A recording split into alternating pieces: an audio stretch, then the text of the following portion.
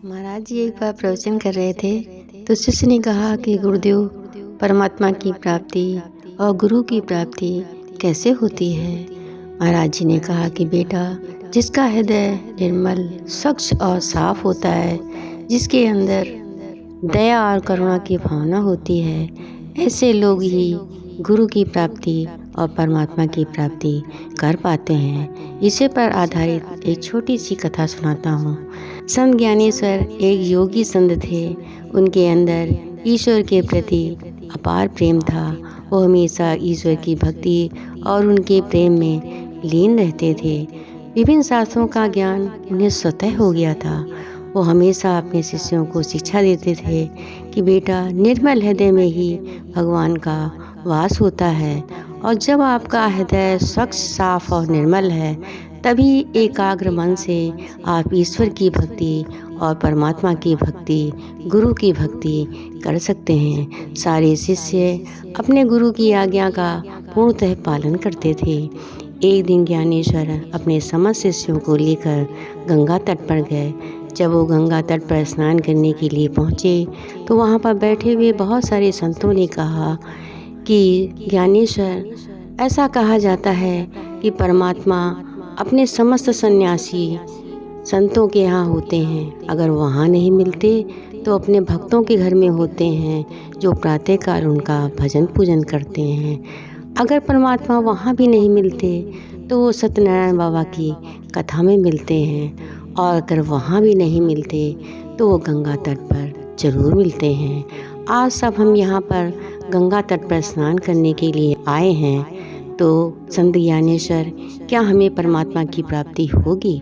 संत ज्ञानेश्वर ने कहा, अगर आपके अंदर दया और करुणा की भावना है, ईश्वर से प्रेम है, तो आपको परमात्मा की प्राप्ति जरूर होगी। इसके बाद स्नान करके सब लोग योग साधना में लीन हो जाते हैं। थोड़ी देर के बाद गंगा तट से आवाज़ आती है, बचाओ बचाओ बचाओ। ये आवाज़ एक छोटे से बच्चे की थी। सारे संतों ने देखा और पुनः आंखें बंद कर ली, लेकिन ज्ञानेश्वर ने अपनी योग साधना छोड़कर पानी में कूद गए और बच्चे को बचाने का पूरा प्रयत्न करने लगे।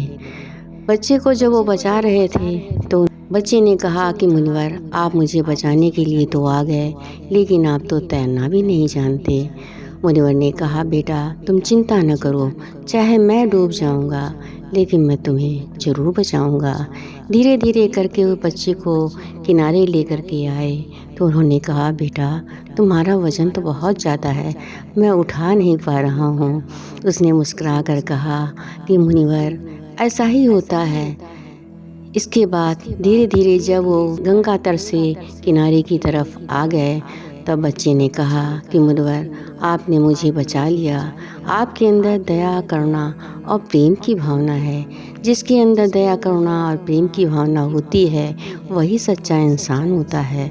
मुनिवर ने कहा कि बालक, बाल रूप सोई रामे जानो। मैं तो इतना जानता हूँ कि बालक के रूप में भगवान का स्वरूप होता है। इतना कहना था कि भगवान अपने असली स्वरूप में आ जाते हैं और उनको दर्शन दिया। भगवान ने कहा कि ये ज्ञानेश्वर, तुम्हारे अंदर कितनी दया है, कितनी करुणा है। तुम संसार जगत के प्राणियों से उसी तरह से प्रेम करते हो जिस तरह से तुम मुझसे प्रेम करते हो। अपने गुरु के आशीर्वाद से तुम इतनी दूर तक आ गए कि मुझे दर्शन देने के लिए तुम्हें आना पड़ा। इस संसार जगत में तुम्हारा जीवन सफल और सार्थक है। गुरु के, भगवान के चरणों में सिर झुका करके ज्ञानेश्वर ने कहा कि हे प्रभु, हमेशा संसार जगत के प्राणियों में परमात्मा को पाने की इच्छा तो रहती है, लेकिन वो इतना प्रयत्न नहीं करते हैं कि उनको परमात्मा की प्राप्ति हो सके। परमात्मा की प्राप्ति उन्हीं को होती है जिनके हृदय के अंदर दया, करुणा और प्रेम की भावना होती है, क्योंकि दया, करुणा और प्रेम की भावना से ही गुरु और परमात्मा प्रसन्न होते हैं। इसके बाद भगवान ने कहा कि हे ज्ञानेश्वर, मैं तुम्हारी भक्ति से अत्यधिक प्रसन्न हूँ, तुम मुझसे वरदान मांगो। ज्ञानेश्वर ने कहा कि प्रभु, आपके चरणों से मुझे प्रेम रहे, गुरु से मुझे प्रेम रहे, संसार जगत के प्राणियों को समभाव से देखूं, इसके अलावा और मुझे कुछ भी नहीं चाहिए। भगवान ने कहा तथास्तु। इतना कहकर भगवान विष्णु वहाँ से चले जाते हैं। थोड़ी देर के बाद ज्ञानेश्वर भी योग साधना में लीन हो जाते हैं। जब सारे संतों की आंखें खुलती हैं तो उन्होंने कहा कि ज्ञानेश्वर, तुमने कहा था कि गंगा तट पर परमेश्वर की प्राप्ति होती है, लेकिन यहाँ तो परमेश्वर के दर्शन हम लोगों को नहीं हो पाए।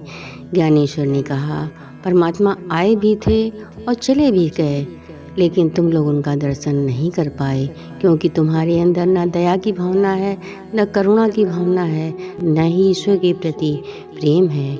संतों ने पूछा वो कैसे? कहने लगे इसलिए कि एक बच्चे के रोने की आवाज़ आई थी, तुम सब लोगों ने उसे देखा और फिर ध्यान में लीन हो गए।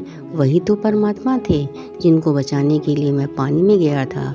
वो मेरी परीक्षा ले रहे थे, ये मैं अच्छी तरह से जान रहा था, इसलिए मैं उनको किनारे पर ले करके आया और वो अंतर ध्यान हो गए, यहाँ से चले गए। जो मनुष्य ईश्वर की प्राप्ति करना चाहते हैं उन्हें पूर्ण सद्गुरु से नाम दान की शिक्षा लेकर अपने जीवन को सफल और सार्थक बनाना चाहिए। इतना सुनने के बाद सारे संतों ने ज्ञानेश्वर से नाम दान की दीक्षा ली और ज्ञानेश्वर ने उन्हें समझाया कि प्रातःकाल उठ करके गुरु के दिए हुए नाम का भजन सुमरन कर अपने जीवन को सफल और सार्थक बनाओ, क्योंकि परमात्मा हमेशा दया, करुणा, श्रद्धा और प्रेम के ही भूखे होते हैं। जो लोग संसार में भगवान से प्रेम करते हैं, उनके चरणों की भक्ति करते हैं, गुरु के बताए हुए रास्ते पर चलते हैं, उनका जीवन सार्थक हो जाता है। इसके बाद महाराज जी ने कहा संसार जगत में रहने वाले जो भी प्राणी ईश्वर की भक्ति निर्मल हृदय से करते हैं, प्रेम से करते हैं, दया करुणा की भावना रखते हैं, संसार में सबको सम समझते हैं, उन्हें ईश्वर की प्राप्ति और गुरु की प्राप्ति आसानी से हो जाती है, इसमें कोई भी संदेह नहीं। प्रेम से बोलो परम संत श्री ठाकर सिंह महाराज की जय।